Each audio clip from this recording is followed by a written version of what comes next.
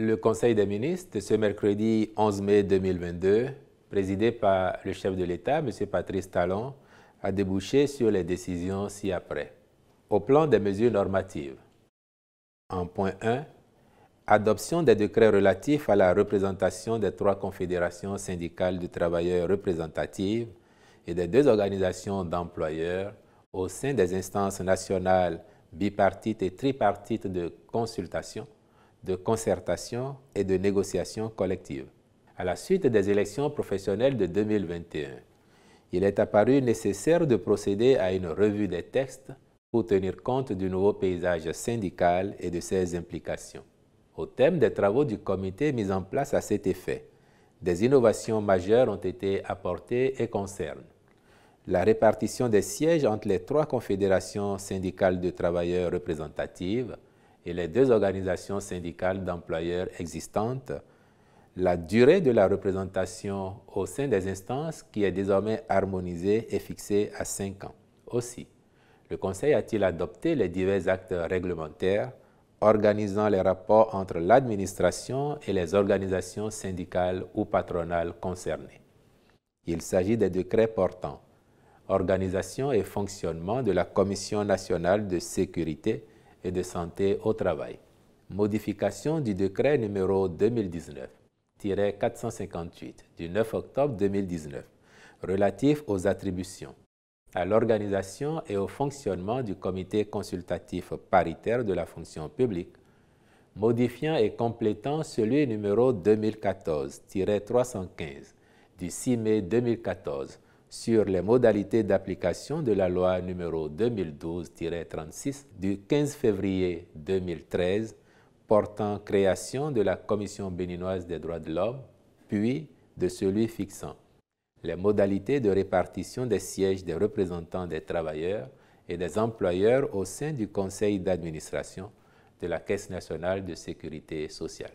Les ministres sectoriels accompliront les diligences nécessaires pour la prise en compte effective des droits de représentativité des organisations d'employeurs et de travailleurs en vue de la participation des confédérations syndicales représentatives aux activités des organes consultatifs de concertation et de négociation au niveau national de façon égale en fonction des sièges disponibles, l'application de la règle de proportionnalité après celle d'égalité, conformément aux résultats des élections professionnelles nationales, l'invitation des confédérations syndicales représentatives de travailleurs aux manifestations officielles organisées par le gouvernement ou des autorités administratives dans la limite des places disponibles. Mise en place de la commission chargée de l'élaboration du cadre juridique de la chefferie traditionnelle en République du Bénin. Au terme de l'article 151-1 de la Constitution, l'État reconnaît la chefferie traditionnelle, gardienne des us et coutumes dans les conditions fixées par la loi. C'est donc pour engager le travail de définition préalable du concept, explorer toute la problématique qu'elle recouvre avant la saisine de l'Assemblée nationale pour le vote d'une loi organisant son régime juridique que la présente commission est instituée. Composée de 15 personnalités ayant des connaissances et des compétences en histoire, géographie, socio-anthropologie, droit et sur le sujet proprement dit, elle aura spécifiquement pour mission de rédiger l'avant-projet de loi portant composition, attribution, organisation et fonctionnement de la chefferie traditionnelle, élaborer des avant-projets de textes d'application de la loi. Les ministres concernés prendront les dispositions nécessaires en vue du bon fonctionnement de la commission pour l'accomplissement de sa mission.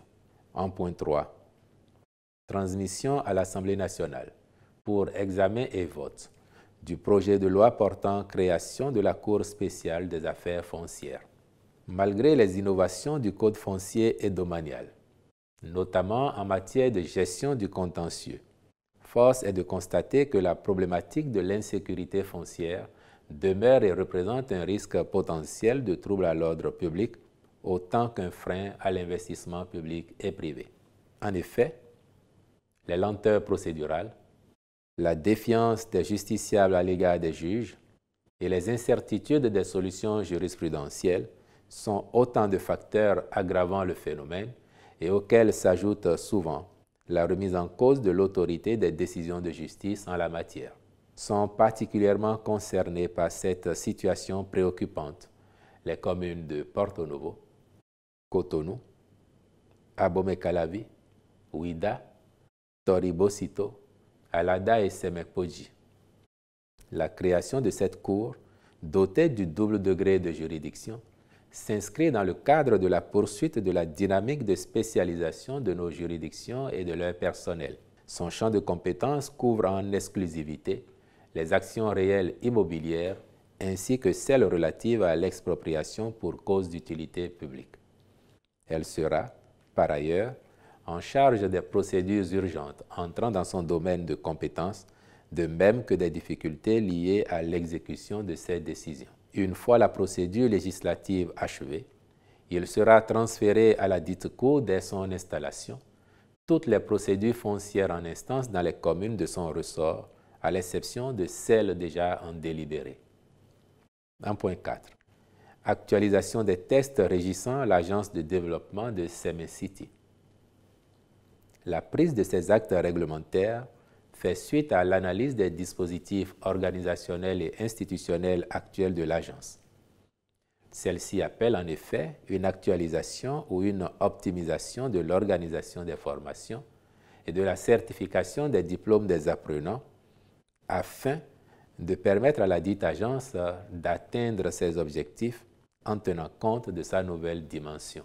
Les textes adoptés à cet effet par le Conseil sont le décret portant approbation des statuts de l'Agence de développement de Semei-City ainsi que celui fixant les conditions générales de création et de fonctionnement des établissements de l'enseignement supérieur sur le site de l'agence, puis le décret portant création, organisation et fonctionnement du Conseil présidentiel de pilotage du projet Semei-City.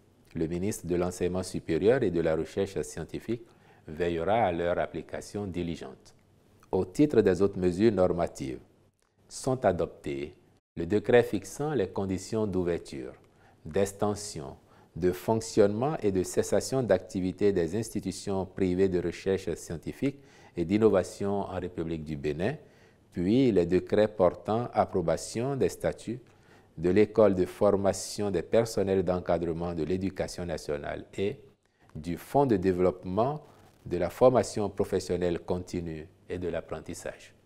Au plan des rencontres et manifestations internationales, le Conseil a autorisé la participation du Bénin au Biennale de Dakar du 19 au 22 mai 2022, à la 39e session du Conseil des ministres du CAMES en République démocratique du Congo du 23 au 27 mai 2022 et à la 75e Assemblée mondiale de la santé du 22 au 28 mai 2022 à Genève.